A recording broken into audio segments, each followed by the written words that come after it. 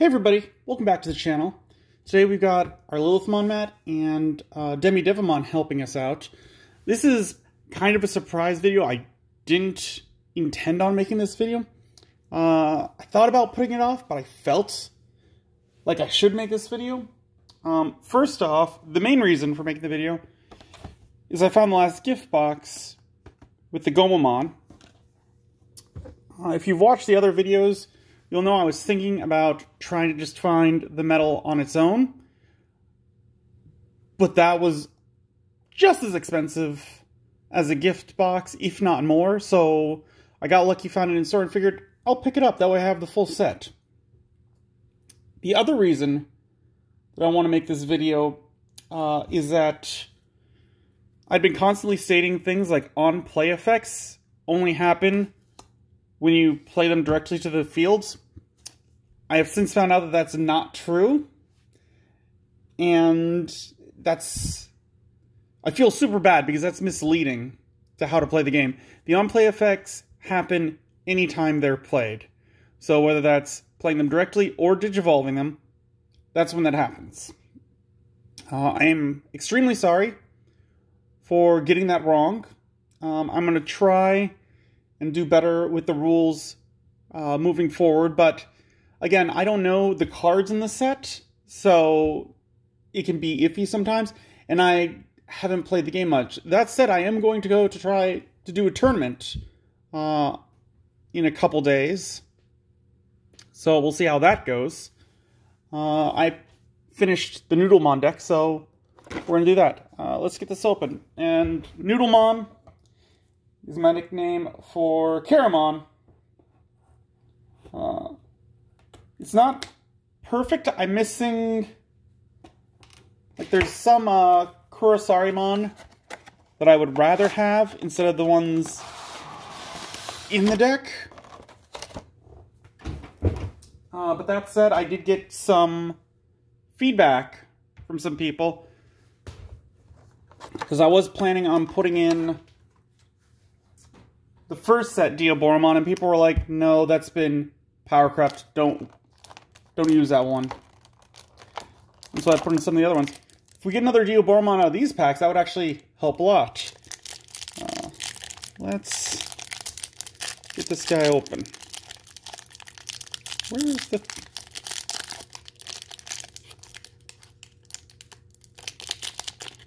There we go.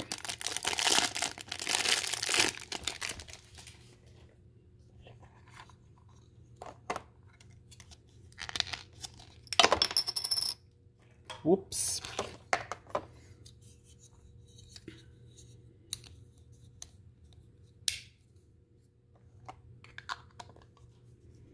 So there's the Greymon.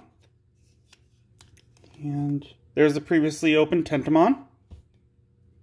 Let's put them... They're not going to stand right. They're going to be at an angle. That's going to be fine. Then we got the Gatomon and the Agumon. And something, again, just that I'm realizing right now is that I knew that all four of these were from the main 8 of the first. Again, we got the Greymon we've already seen. But what I didn't think about is that they're coming out with an EX02 pack. Again, I'm completely in the dark about it. I don't know what's in that one. But since there's a gift box for the first set and it comes with 4, I have to imagine that the second EX set's going to also have a gift box, and it's going to have the other 4. Alright. Let's get right into this. But yeah, I got my Digimon deck figured out. I'm going to skip over the, explaining all the cards, because we've got more videos going over those. We will take a look at the rares and the super rares, but just so you know how this format's going to go, so you don't feel like I'm missing out on anything, go check those other videos, and you'll see the stuff. So yeah, I've got this one in the Noodle Boy deck. Because all of their effects are like when one of your other Digimon, or when a Digimon that shares this name, or if there are other Digimon with this name.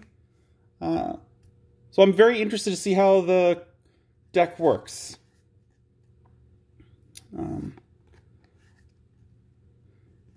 But yeah, I call Greymon Noodle Boy. My coworker calls him Onion Head because he's kind of got an onion head. Let's see. We got another Inframon. Very cool. And a War Greymon. Alright. I'm going to actually do something mildly different. We're going to look at them after we go through the rest. I don't know. I want to see how that works. This can also be kind of a test.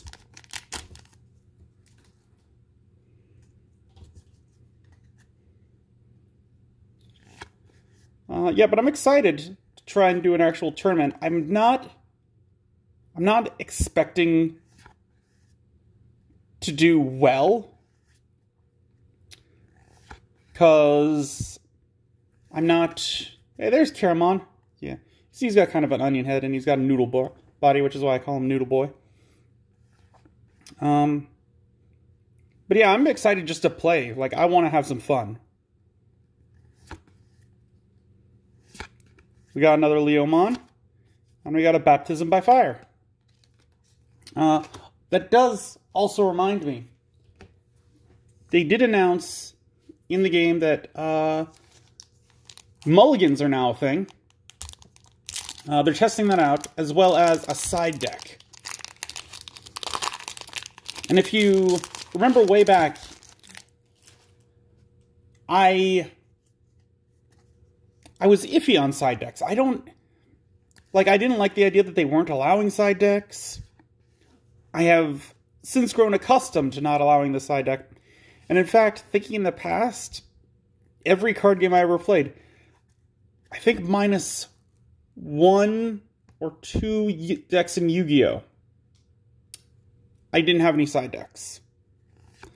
And that was towards the end of my Yu-Gi-Oh! Playing, and I just filled up the side decks with some extra stuff. I might have only been 1.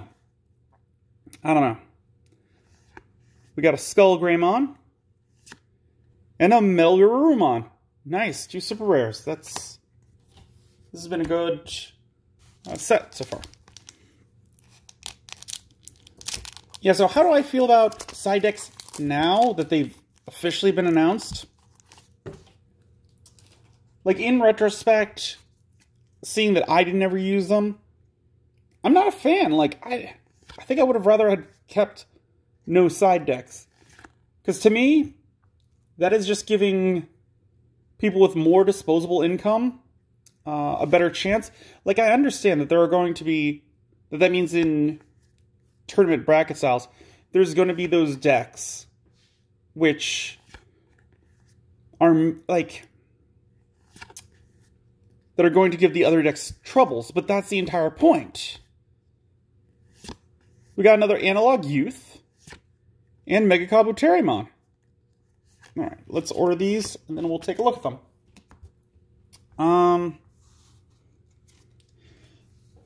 But yeah, like, I understand that means that if there's a deck that needs to be specifically countered, that unless it faces up against a deck that is made to specifically counter it, it could go all the way to Champion.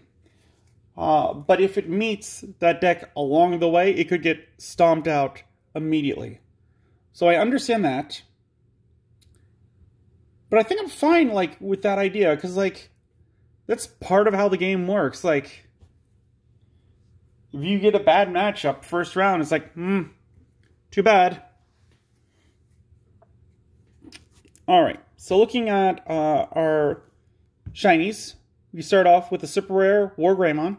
He's a 12 play cost, a 4 Digivolution cost, 12,000 DP, Wind Digivolving Blitz, so he can attack the turn that he's put out even if it gives your opponent memory.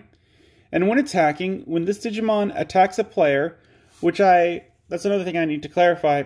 Attacks a player is just declaring the attack. It's not attacking into their security or attacking them directly. It is when they declare the attack. If you have a Tamer in play, delete one of your opponent's Digimon with Blocker. This is alright. I underestimate Blocker. Like, I don't use a lot of it. So I think this is probably a better card than I'm going to give it credit for. I don't know if it would make it into my War Greymon deck, but it's definitely an alright card. And then we got Metal Garurumon, an 11 play cost, a 4 Digivolution cost, 12,000 DP. When Digivolving, gain 1 memory for every 4 cards in your hand. And when attacking, if you have 8 or more cards in your hand and a Tamer in play, return one of your opponent's Digimon with an on-deletion effect to the bottom of its owner's deck. Trash all the Digivolution cards of that Digimon. So I just... This is going to date this a bit, but I just watched the... Well, half of the Digimon Con. And... Like, I saw how many cards a blue player got in their hand. Like, I was underestimating, like, how many cards they could put in. No, they could put in a lot. So, that second effect is probably going to go off fairly often if you build a deck with that capability. So, yeah, this is another pretty solid card. Next up, we got Leomon. He's a 5 play cost, a 2 Digivolution cost, 5,000 DP.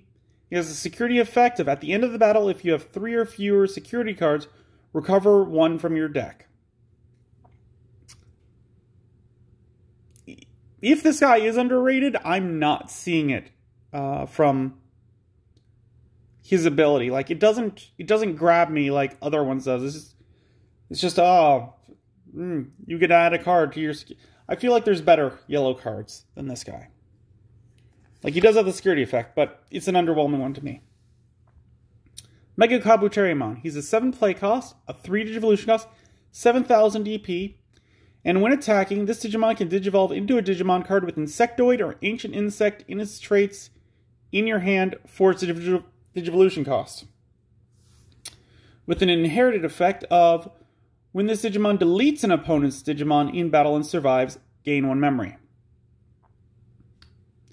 So yeah, it really works with the insect playstyle. So that's pretty good. Other than that, I'm not big on green. Body seems a little low. But I think it's overall alright card, especially when paired with the Tentomon and going into the Hercules Kabuterimon. I think this one is definitely a good card. Infamon, he's got an 8 play cost, a 3 Digivolution cost, 7,000 DP. Opponent's turn, once per turn. When an opponent's Digimon digivolves into a level 5 or higher Digimon, gain 1 memory. And his inherited effect is all of your opponents, or all of your other Digimon with the same name as this Digimon get plus 2,000 DP. This guy, I believe I have 3 of in my Caramon deck. The main ability is alright. It could shake up some tempo on your opponent's turn. Just them thinking that they have that memory and then having to give up some because of Infamon. I really like it because of its inherited effect. Because, which one was it? I think it's the BT05 Diaboromon. On play, allows you to play a Diaboromon token. And then if you've got... Atra? I believe that's it. It's either Atra or Rata, and I believe it's Atra. That tamer says that if you suspend it when you play a Diaboromon, you can play a Diaboromon token. So essentially, if this guy digivolves into that Diaboromon, you get to play 2 tokens out, which are 3,000 power, but then because of his security, or because of his inherited ability, they become 5,000 power. So then they can start doing things. So if you manage to get all 3 of them out as Diaboromon, they go from 3,000 power to 9,000 power. And that's a very rare thing, but even just being up to 5,000 means you could start crushing some Rookie Rush decks. And that makes it a good play in my book. Then we got our Skull Greymon. He's an 8 play cost, a 3 Digivolution cost from purple or red, 8,000 DP, security attack +1, end of attack, delete this Digimon. On deletion, you may play 1 Agumon from your trash, suspended without paying its memory cost, and no inherited effect. Again, this is like a last-ditch effort kind of card to me. Like, maybe we can get something going with it. Like, if it attacks and then it gets destroyed, you put down an Agumon, and then maybe, like, get it to Digivolve to Bond of Courage. Like, maybe something like that could work. The problem is that that's a combo that is going to go away by the end of the turn because of the Tamer card, which says, like, well, he gets destroyed. So really, it again just seems like a lot of resources to bring something tiny out. So I'm not a particular fan of the Skull Greymon. Maybe there's a meta for it. I don't know. Maybe I'm wrong. Next up, Analog Youth. It is a 2 play cost. On play, reveal the top 3 cards of your deck. Add 1 Digimon card among them to your hand. Trash the remaining cards. All turns, when one of your level 5 or higher Digimon with Digivolution cards is deleted, you may suspend this Tamer. If you do, gain 1 memory, then hatch 1 egg to an empty space of your breeding area. Security effect, play this card without paying its memory cost. I think this card is good. I don't think it works in the Dioboromon deck that I built, because I think the Atras are better than it. But I definitely think this is a good card. I'm not sure exactly where I would use it, but being able to reveal the top 3 cards of your deck, draw 1, and then all turns, like if one of your big playmakers dies, you can suspend it and gain 1 memory and then hatch. That'll add some tempo. Like, I want to say probably during the first fourth of the game, maybe third, depending on how often you are hatching Digimon out of the raising area. And then finally, we got Baptism by Fire. This is a 3 play cost. Main, delete one of your opponent's Digimon with 6,000 DP or less and blocker. Security effect, activate this card's main effect. Again, I think that and blocker really ruins this card, because that makes it super situational, and I think the cost for it is just a little too high. I suppose in a red deck and with side decks now, this could be put in the side deck. I think that would be the proper move for this, because you can have 10 cards in your side deck, and if your opponent sees they're playing red, they're probably going to throw in some blockers if they can, knowing how red works and just destroying your security stack. So they would probably put in blockers, which means as a reaction, you could probably put in a Baptism by Fire in your deck. Again, I'm not a fan of that. See, that just seems like too much side deck play for me. I really just want to play the game. I don't want to have to really overthink about what my opponent's putting in their deck, and then what should I put in my deck. It's too much. All right, well, that said, that is the Goemon medal from the gift box. Couple, what's the word for it? Corrections for how I understood things should play. So, attacks a player means when they declare an attack. On-play effects happen regardless of where they are. And I will say that I'm still fuzzy on the raising area, but I believe they still happen in the raising area if it's possible. But yeah, I think that does it for this video. I'm interested to see if they do the next 4. And then if they do any more after that, like which ones will they choose? Because that'd be interesting. But now I'm kind of stuck in buying 4 more gift boxes if they come out with the other ones. Because like I said, I was looking online to just buy that one alone, and it was going for like $20. It was paired with the memory board, which I didn't care for because I've already got 3, now 4 of them. So I just, it made more sense to buy it separately. There were 2 more Gatomons at the store. I left them there because I didn't need them, and I didn't want to hoard the game. Because I want to play with people. And like I said, I'm playing in a tournament soon, so we'll see how that works. Again, that's the end of this video. If you enjoyed it, give it a thumbs up. If you have any idea for future videos, comment down below. If you want a recap of how I did in the tournament, for example, comment down below. Like I said, pretty sure I'm going. I've got a minor scheduling conflict, but that shouldn't pose a problem. And if you haven't, subscribe to the channel. It really does help. And for now, I will see you next time.